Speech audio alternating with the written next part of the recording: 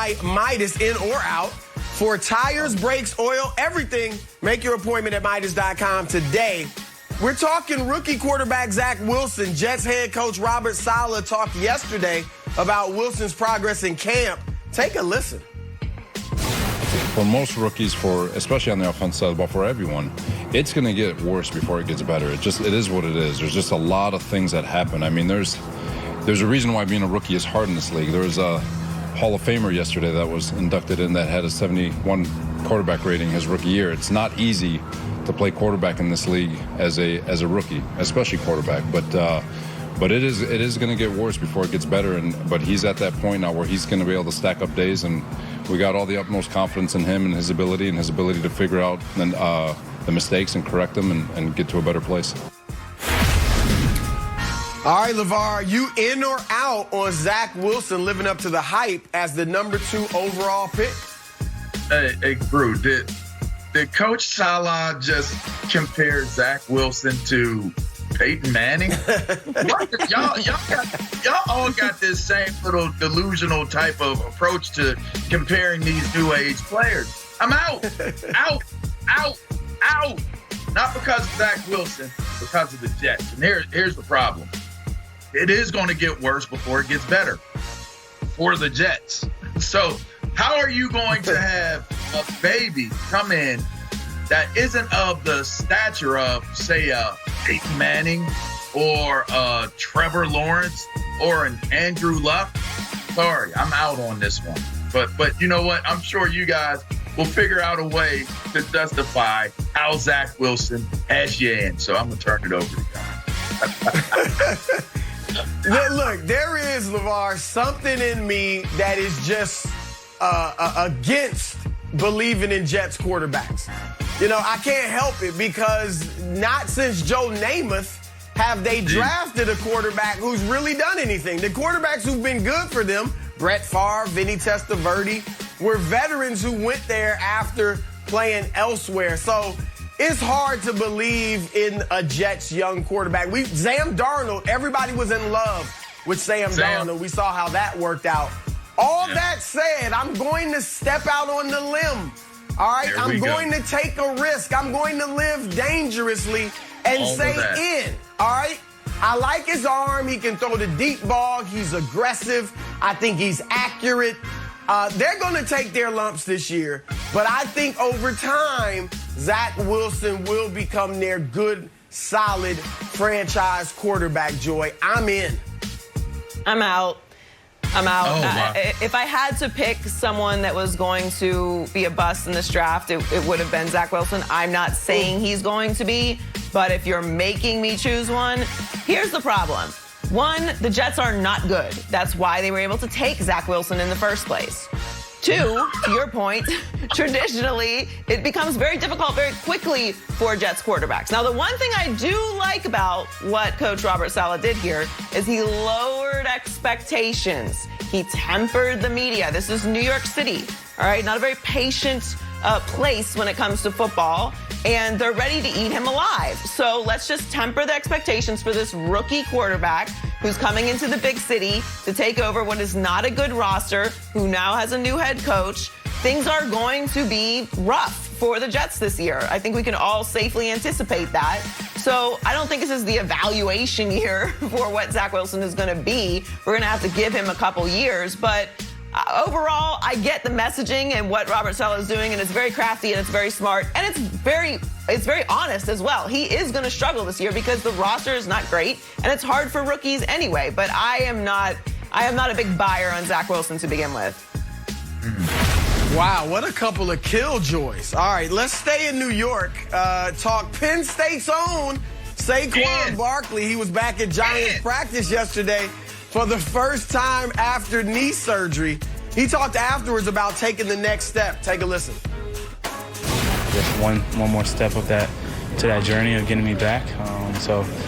Like I said, just the best part of it is just to be back out there with my teammates and just be able to practice, even though if it's a little bit, if it's a lot, whatever I can do to get out there and just do what I love is important to me. Look, as they keep greenlighting Saquon to do more and more, we're going to let them do more and more. I always say all the time, look, I'm not the doctor. I'm going to listen to their guidance. They're the ones who are hands-on with his rehab. Whatever they allow us to do, we will. So what you're going to see from him these first few days, he'll be doing mostly individual and teach periods. We're not going to put him in 11-on-11 or 7-on-7 at this point right now. But as we keep building him up, we really kind of start to, get his body into the volume of practice, the pace of practice of the players out there, more football drills. That'll be something that benefits him as going forward. There's only so much you can do at a certain point with the trainers and strength coaches on the field by yourself. It's time to get him moving forward. And as long as they say it's safe for him to do, we'll go ahead and keep on pushing it forward.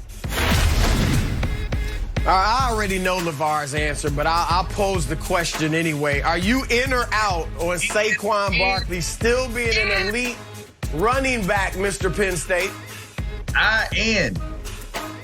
Capital I-N. I-N-N-N-N. Look at his quads, man. All it says he's still an elite running back. I mean, come on. He's only going into his third season. You get an injury like that at this point in time, and they are way more easier. Well, I won't say easier. You can come back from ACL injuries. You can come back from knee injuries relatively easy in this day and age of where medicine and technology has gone. There's no reason to think or assume that he's in the twilight of his career. Shortest shelf life is 3 years for a running back. But let's be real here. Saquon Barkley is easily even on half a leg, right? And when he has injuries, I've seen him play with a messed up ankle during the season, and he was still better than pretty much every player that was out there on the field.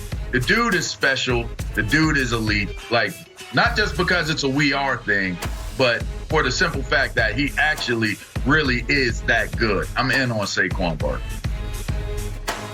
I am out on this, at least for the short term, for this season. Just for this season. I do think later on he can regain his form, but here's why I'm out.